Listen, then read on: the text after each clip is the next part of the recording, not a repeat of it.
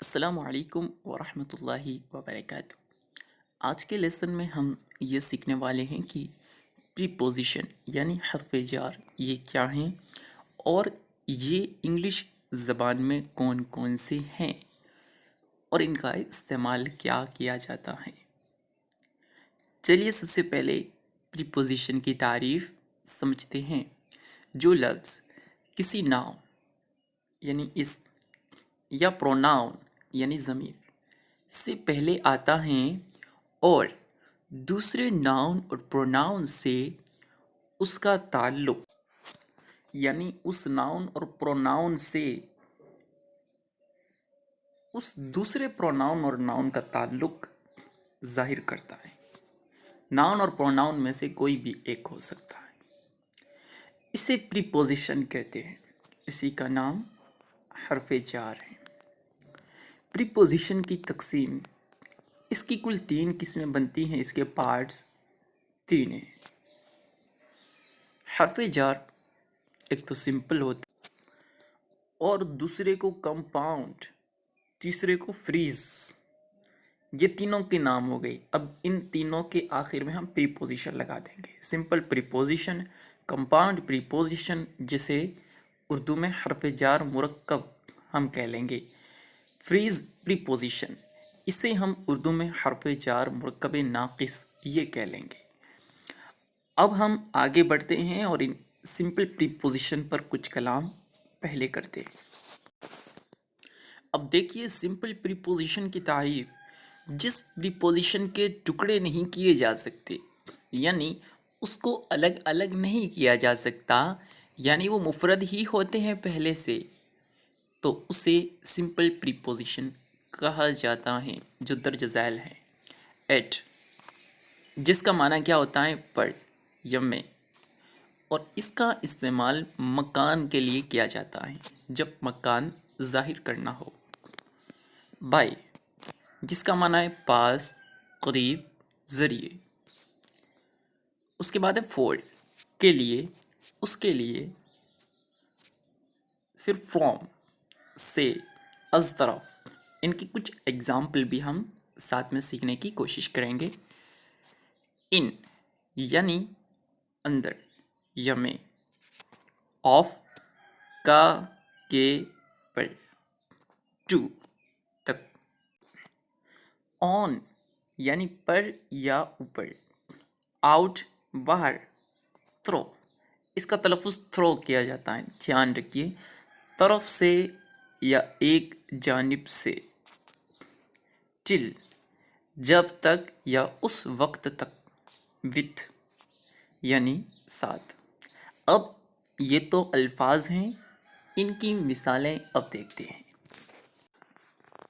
हमने पीछे जो अल्फाज अभी पढ़े हैं उनमें अप, अंडर ये दो शायद नहीं थे, तो इनका भी शुमार इसमें किया जाता है। अप, अंडर, ऑन, विथ ये भी इसमें शामिल हैं। मिसालों के अंदर इन्हें देख लेते हैं। The kite went up the sky, पतंग ऊपर आसमान में चली गई। द काइट, पतंग, वेंट, चली गई। अब द स्काई, अब का माना ऊपर का हो जाएगा। अब द स्काई, स्काई आसमान को बोलते हैं।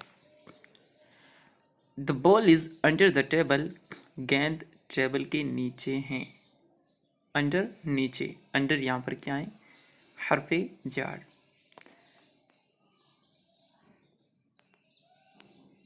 She climbed on the tree, वो दरख्त पर चढ़ी। शी औरत के लिए इस्तेमाल किया जाता है, मुन्नस के लिए।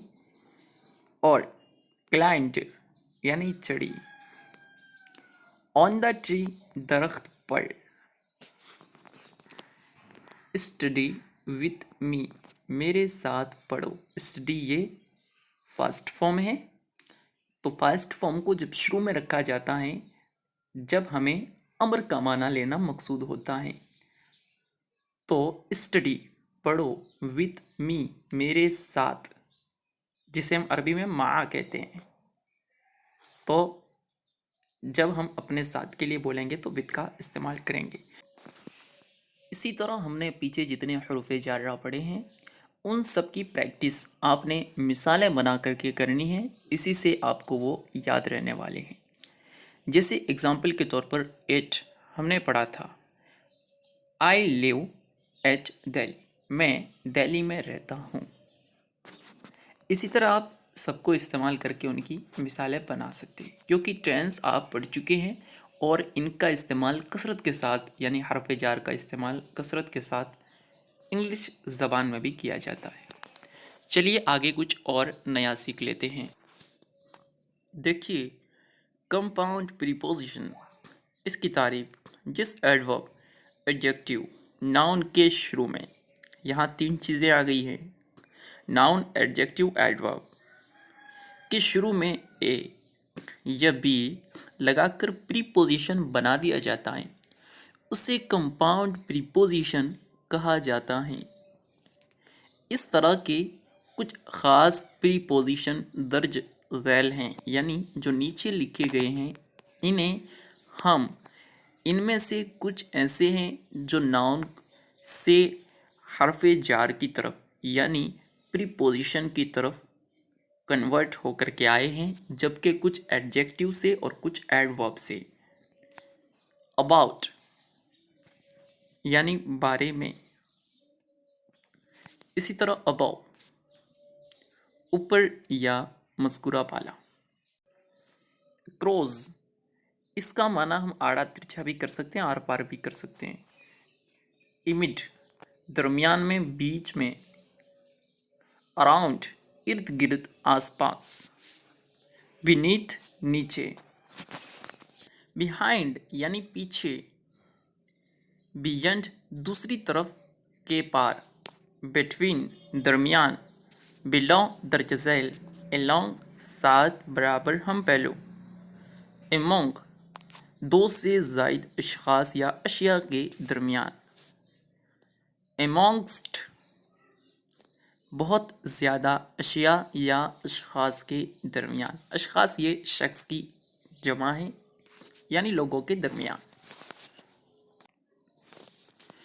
अब देखिए मिसालें। टेल मी समथिंग, समथिंग यानी कुछ। टेल मी, मुझे बताओ, टेल फ़ेल अम्र है।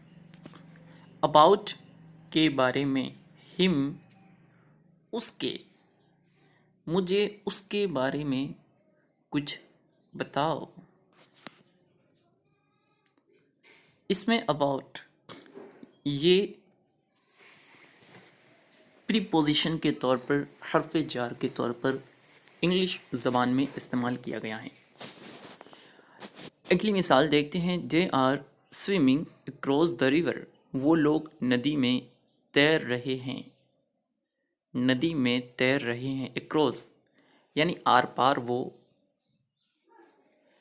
उसमें आड़ा तिरछा जैसे भी होता है, तैरा जाता है, उसको बयान करने के लिए अक्रॉस को इस्तेमाल किया गया है। अक्रॉस द रिवर, नदी में तैर रहे हैं। तैरना आ गया तो जाहिर सी बातें, जब नदी भी साथ में है तो नदी में ही तैरना होगा। डिस्ट्रीब्यूट दीज स्वीट्स, तकसीम कर दीजिए इन मिठाइयों को, या तकसीम कर दो इन मिठाइयों को। एमोंग स्टूडेंट्स, तालिबे इल्मों में ये मिठाइयाँ तकसीम कर दो। इस सेंटेंस में एमोंग, जो पीछे हमने पढ़ा था, प्रीपोजिशन में से हैं। There was a shady tree over my head, हमारे सर पर यहाँ एक साएदार दरख्त था। देखिए, इस सेंटेंस में हम जिस चीज़ को समझना चाह रहे हैं वो है ओवर। हमारे सर पर, ओवर माई हेड, हमारे सर पर। शेडी ट्री यानी साएदार दरख्त। आगे बढ़ते हैं। He was sitting between his father and mom, वो अपने वालिद और वालिदा यानी पेरेंट्स के बीच में बैठा हुआ था। ही वॉज सिटिंग, वो बैठा हुआ था। बिटवीन यानी दरमियान में, बिटवीन ये प्रीपोजिशन में शुमार किया जाता है। बकिया अगली किस्म कुछ तफसील दरकार हैं, हम इंशाअल्लाह ताला उसे अगले लेसन में शामिल करने की कोशिश करेंगे। अस्सलामु अलैकुम।